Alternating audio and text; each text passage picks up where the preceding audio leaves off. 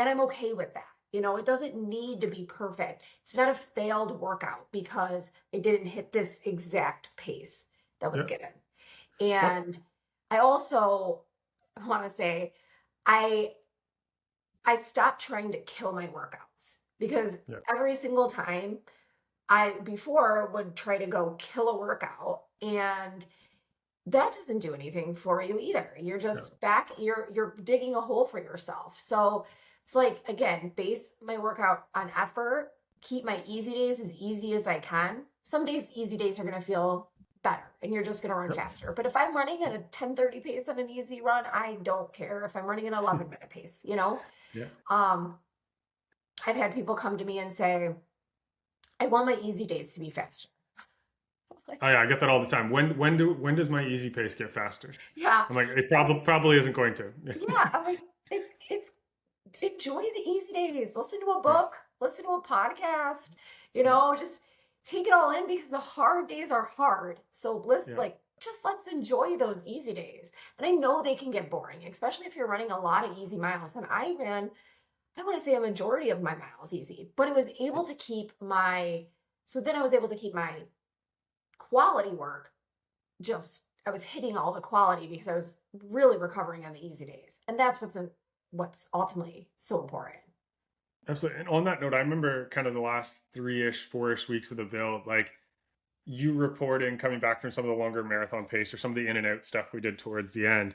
And you're like, this felt really good. And it was actually faster than what we were thinking for M Yeah. pace. But because we had that trust throughout the build, that I was like, I implicitly just full on trust Jess that she crushes her effort. Like that was actually her effort. The old you would have been trying to prove that with that pace, right? But I think in the last 2.5 builds, I would say, I just trusted you. I was like, oh man, she's killing it. Like that effort was probably, you would even say, you're like, but it felt so easy, like literally felt so easy. I was like, Yeah. perfect, she's ready to fly, let's go. So what did you take from kind of seeing across the build? And obviously there was some winter to spring kind of stuff that, or winter to spring in air quotations up here in the north, but what did you take from like watching that happen across the build where like the same effort almost got faster as the build went on to the point where you were like, you were almost a little shocked, I think, in one of the last two big kind of workouts at how easy that pace felt.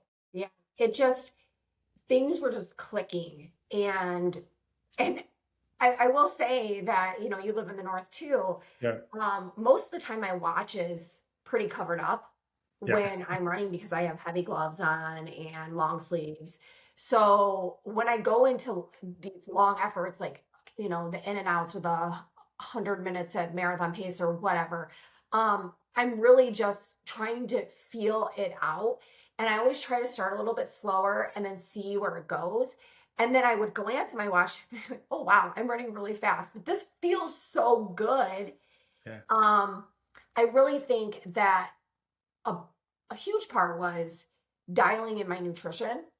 Hmm. And I feel like my nutrition has been dialed in for a long time, but even more so, I'm taking it much more often. So before I was taking it every 30 minutes. So now Yeah, I'm taking it every 20 minutes.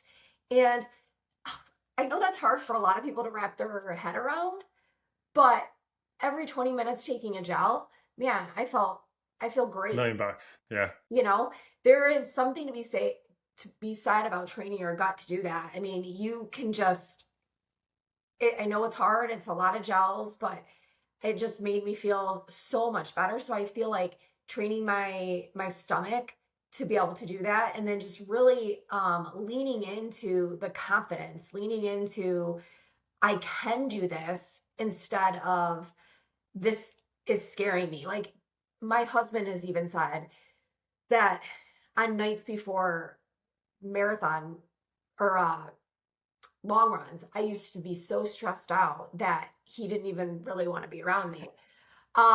But like I'm not like that anymore. I'm just like, okay, I'm running, you know, 18 miles tomorrow. I've got a long, or, you know, or whatever it's going to be. I've got a yeah, big workout. And I've just kind of taken that pressure off myself. And I think that removing the pressure from myself and that's allowed me really to just push harder and then be like shocked when I do yeah, hit it. And I know it's easier said than done to do that, yeah. but you really do need to take that pressure because as soon as you start freaking out in your head, you just start spiraling. And that Totally. spiral is, it's just takes all the joy out of the whole run. So, Yeah. yeah. No, that's I've shared this a little bit in my book. I don't know if I said it online, but that's basically what kept me out of being like a pro proper in triathlon. Like I never made it to a start line because I had such a great debut as an age grouper. And then I was like so nervous that I couldn't repeat it. And I put all this pressure on myself going to Worlds that I didn't start. I was like, oh, I'll go pro.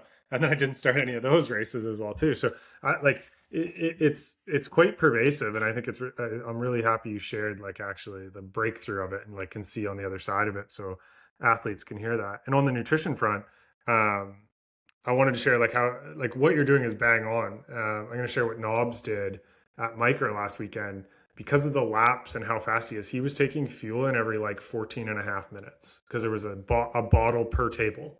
And so in training, we actually practiced roughly every 15 minutes to have that gut tolerance for him, knowing that like, he's going to do just under 3 miles in 14 and a half minutes or so. So for those listening, it's totally trainable. It might suck at first. You should probably, the first couple figure out where the porta potties are and the bathrooms and stuff on the route, but it's totally worth it.